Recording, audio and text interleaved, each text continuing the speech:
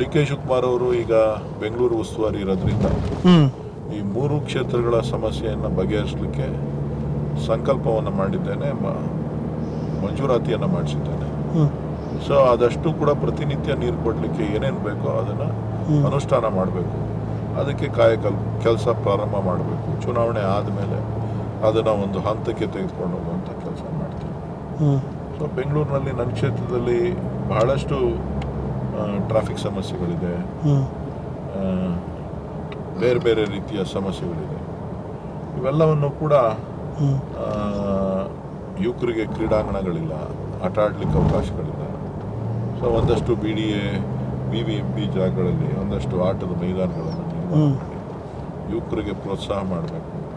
ಯಾಕಂದರೆ ಎಲ್ಲರೂ mobile, laptop, iPad physical activities ಇಲ್ಲ.